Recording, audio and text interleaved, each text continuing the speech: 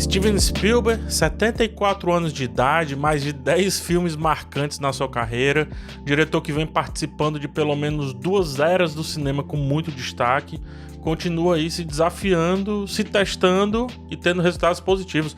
Por mais que Amor Sublime Amor seja um remake até seguro de ser feito, Steven Spielberg executou com a perfeição de um jovem cineasta que tenta provar a todo custo que é capaz de entrar nessa carreira extremamente concorrida aí de Hollywood, né? De ser um cineasta em Hollywood. Amor Sublime Amor vem refazer um dos grandes filmes da história do cinema, do mesmo nome, inclusive. A primeira pergunta que, obviamente, já sai é pra quê, né? Por que isso tem que existir? E o porquê sim, como falam sobre a maioria dos remakes, nesse caso, não é uma escolha. Eu acho que apesar da grandeza do filme original, há um certo consenso que ele ficou datado sobre determinados assuntos que tocava.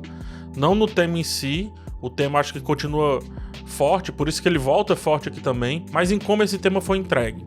Sendo assim, deixar nativos viverem suas próprias histórias é um grande acerto do Steven Spielberg nesse remake e também dos responsáveis pelo elenco, obviamente, né? Não só do Spielberg. Elenco esse que brilha e, dada a forma como o diretor pensa o filme, precisaram de muito esforço, precisaram se esforçar muito para atuar de corpo inteiro e com muita intensidade. Steven Spielberg e o seu diretor de fotografia, o queridíssimo Kaminski, não cortam de jeito nenhum os planos para além do necessário, muito pelo contrário, deixam tudo em tela grande, sabe? Deixa tudo plano grande, melhor dizendo. É como quem diz, vai, dancem, cantem, pulem, girem, deem piruetas e depois não esqueçam de dar o texto, porque eu vou focar no rosto de vocês e eu quero uma atuação nem que vocês estejam cansados. E os caras conseguem na maioria dos casos. Temos aqui a releitura da releitura do Romeu e Julieta, né? Releitura da releitura porque é o filme que se baseia no filme que teve a releitura, entendeu? Romeu e Julieta aí no caso do Shakespeare. Temos 2 apaixonados, porém de origens rivais, o que seria o suficiente para trazer um certo drama, e aí o roteiro do Tony Kushner pede um pouquinho mais desse drama, como se precisasse, né? O terceiro ato é trágico de um jeito que talvez o próprio Shakespeare repensasse um pouco mais os rumos da sua história, que já é trágica por essência. Mas a dor da reviravolta, aliada ao caminho que determinados personagens fizeram aqui, garantem um drama novo, né? Um certo refresco para o que foi, inclusive, apresentado lá no original. A mão pesada do texto, entregue por uma mão de veludo da direção, expõe um enorme chamado para reflexão a respeito de que do que valem essas birras que a gente compra durante a nossa vida e que muitas vezes nem nossas são. Aí não refletir sobre isso, eu acho que é não pegar o que de melhor o filme te pediu pra sentir. Antes de continuar rapidinho, dá só uma olhada se você fez a sua inscrição nesse canal e também cogita deixar um like. Essas 2 ações podem ajudar demais o meu trabalho por aqui. Muito obrigado. Ansel Elgort vive o Romeu da vez, né? No caso, o Tony, o Anton, talvez dono do personagem mais complexo do panteão principal, porque além de cantar e dançar, ele precisa entregar a faceta de um homem forte, né? Um homem que tem a liderança dos seus. Ao mesmo tempo, também tem que entregar a faceta de um homem doce, apaixonado pela Maria, decidido por esse amor. Só que mais ainda, ele precisa entregar alguém que tem um passado que nos deveria fazer questionar sobre esse tal amor dele, entendeu? Infelizmente, o Ansel, apesar de ser um grande ator, não entrega muito bem o papel do tal homem forte, o que fica bem evidente quando ele contracena com os personagens Reith, que é o seu colega de banda ali, e o Bernardo, né, que é o seu rival.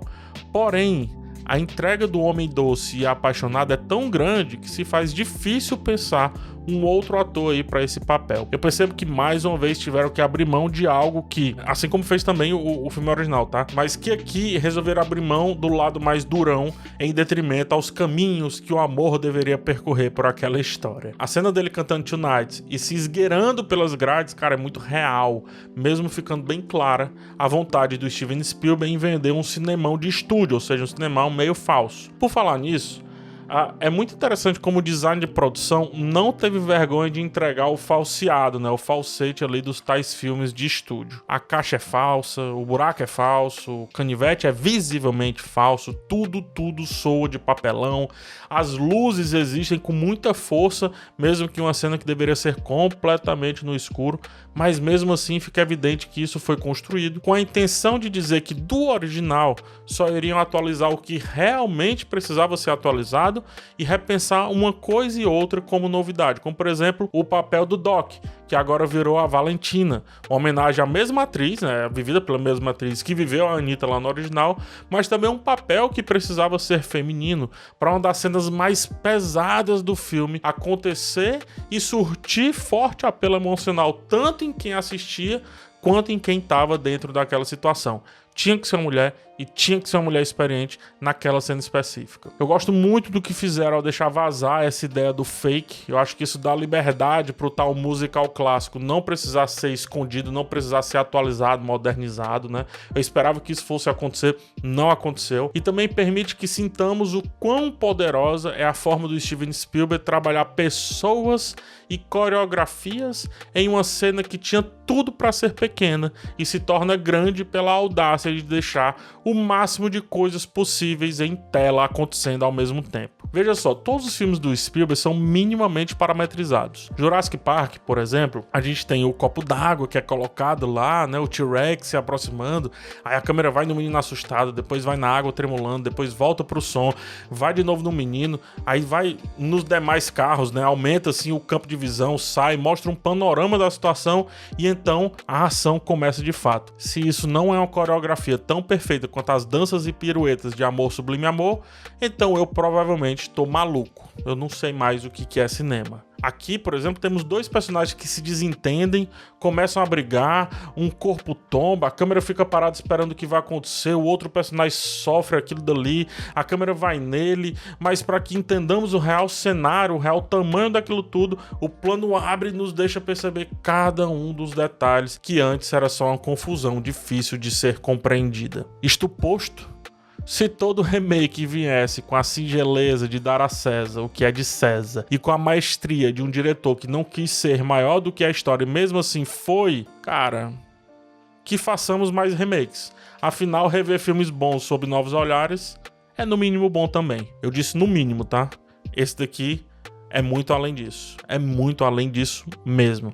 Mas, de novo, é preciso comprar a ideia entre o fake e o real. A homenagem do fake, por que existe aquilo dali, e o realismo dessa maravilhosa direção do Steven Spielberg, que de verdade, cara, não precisava estar fazendo nem filme mais. Nem isso ele precisava mais. E ele se aventura, vai além e, de verdade, eu acho que nós temos um novo original de Amor Sublime Amor.